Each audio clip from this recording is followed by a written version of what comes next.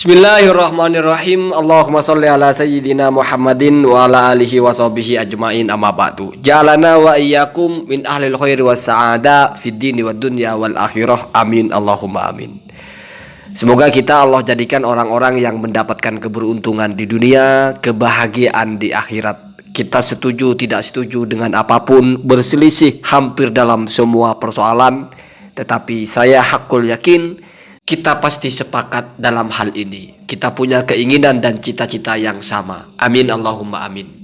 Seringkali kita mendengar, kok Kiai Haji Imaduddin ini gaya berpikirnya seperti kawan-kawan Wahabi atau Salafi.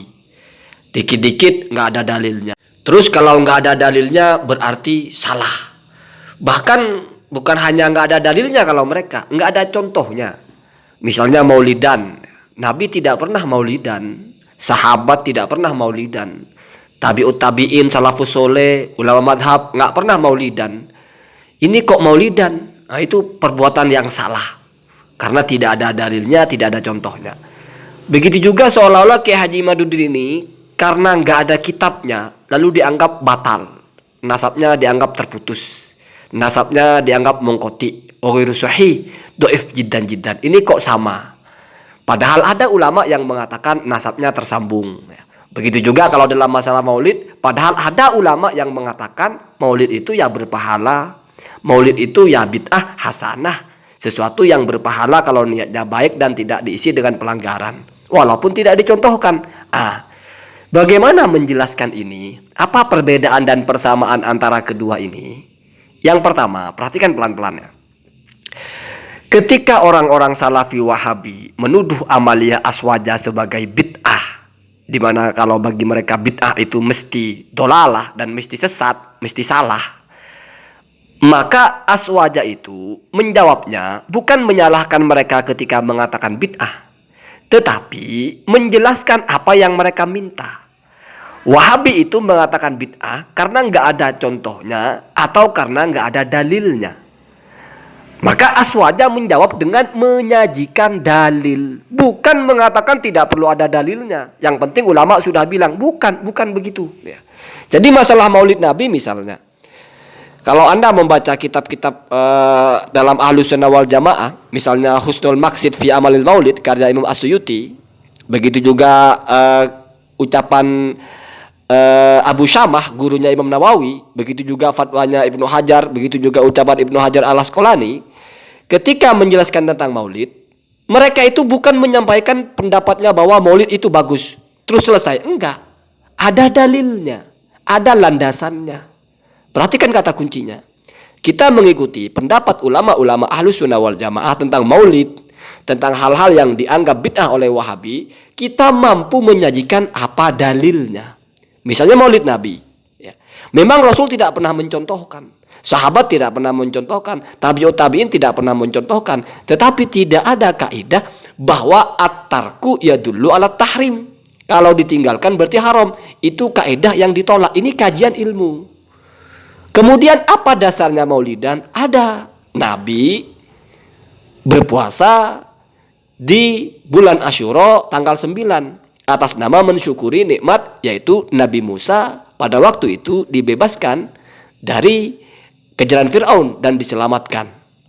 Nah, maka dari itu Ibnu Hajar Al-Asqalani menyimpulkan bahwa berdasarkan hadis ini atau berdasarkan dalil ini, ada syariat Islam kita melaksanakan al-qurbah. Al-qurbah itu ibadah atas nama mensyukuri nikmat. Lahirnya Rasulullah adalah nikmat. Maka berarti kita melaksanakan satu kurbah atau ibadah pengabdian kepada Allah, bersedekah, membaca sholawat, membaca Quran dalam rangka mensyukuri nikmat Allah, itu berarti adalah landasan hukum orang melaksanakan maulid Nabi.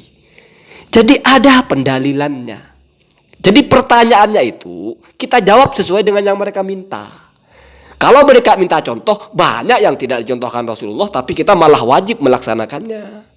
Zakat mal, Rasul tidak pernah mencontohkan zakat mal. Rasul tidak pernah mencapai orang yang wajib zakat mal. Apa lalu kita tidak berzakat mal? Zakat mal itu zakat harta ya. Rasul tidak pernah kurban sapi, kita kurban sapi. Jadi ada bahasan hukumnya. Kenapa? Karena dalam fikih itu dalil bukan hanya perbuatan Nabi, tapi ucapan Nabi, keputusan Nabi. Begitu juga bukan hanya hadis, tapi ada juga qiyas. Ada juga Al-Quran, ada juga hadis, ada juga ijma, ada juga qiyas. Jadi pendalilannya rapih itu dalam fikih. Begitu ya, begitu. Jadi apa yang diminta kita jawab. Bukan kita ngotot-ngotot, oh pokoknya Ibnu Hajar wis maulidan, wis kamu nggak usah tanya-tanya dalil. Enggak begitu, ada dalilnya. Nah, sekarang kita compare ke masalah nasab misalnya. Bagi orang-orang yang misalnya mau angkat-angkat, Ibnu Hajar Al-Haythami mengatakan bahwasanya thoriqah ini, hadhihi thoriqah ya, masyayikhuha min awwaliha ila akhiriha min ahli bait. Artinya thoriqah ini, jalur sanadnya atau jalur syaikh-syaikhnya itu adalah dari keluarga Nabi, min ahlil bait, dan di situ menyebut nama Abdullah bin Ahmad. Nah, itu kan begitu. Berarti itu kan ucapan Ibnu Hajar. Sekarang kira-kira apa dalilnya Ibnu Hajar? Begitu caranya.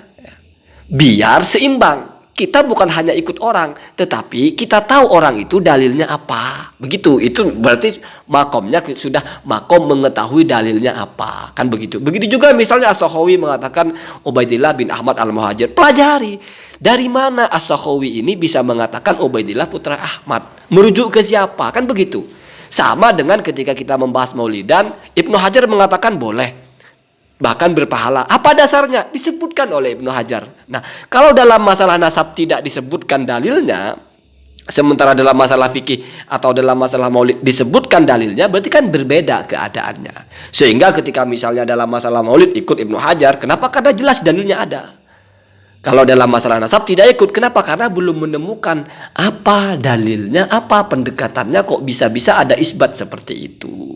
Bukan berarti kita malah tidak mau ikut ulama, maunya ikut dalil. Bukan begitu. Kita ikut apa yang harus kita ikuti. Ketika kita ikut ulama, kita juga tahu kemana sandarannya. Itu kalau kelasnya Ki Haji Imaduddin ya. Artinya memang beliau itu bukan hanya sembarang ikut orang, tetapi mengetahui argumentasinya apa. Kalau dalam masalah nasab, mengetahui kitabnya apa. Kenapa bisa mengatakan tersambung? Siapa ulama yang sezaman dan sebagainya.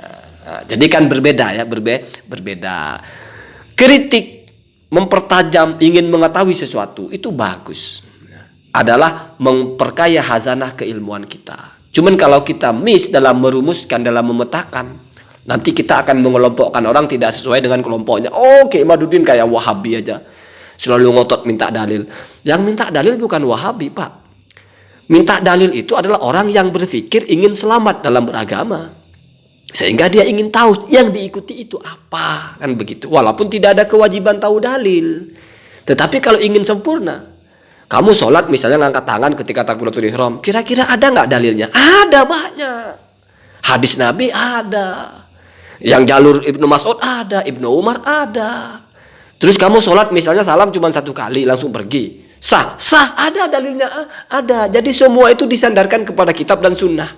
Lalu ikut ulama, maksudnya adalah ulama ini yang menjelaskan isinya. Jadi ulama itu bukan membuat hukum sendiri, tetapi mengurai kandungan dari hukum atau kandungan dari teks. Begitu juga dalam masalah nasab. Bukan ulama membuat sendiri yang kita ikuti, tetapi kemana beliau itu merujuknya. Begitu ya. Kan ada tingkatan-tingkatannya. Ya mungkin kalau bagi orang yang tidak mau tahu, percaya kata dia begitu. Ya silahkan. Hak kita masing-masing. Cuman jangan alergi ketika ada orang yang ingin tahu. Ingin mempertajam. Ingin tahu persis bagaimana penghujahannya. Bagaimana pondasi argumentasinya kok bisa begitu. Nah, kalaupun ada perbedaan di sini disebut tidak disebut, kok bisa ambil yang disebut dan sebagainya. Begitu ya. Biar kita itu tidak terjebak kepada hujjah syabsyatoniyah bahasanya. Argumentasi tipuan yang seolah-olah masuk akal, padahal kalau ditelanjangi dibuka malah justru melemahkan ya. Kenapa? Karena orang yang berhujjah dengan hujjah-hujjah yang tidak semestinya itu indikasi memang tidak punya hujjah yang kuat. Sama dengan orang itu biasanya tidak ada akar, rumput pun jadi. Jadi tidak punya hujah yang kokoh, akhirnya pakai hujah yang penting ada. Begitu ya, begitu. Allahumma hadina ahdasabil.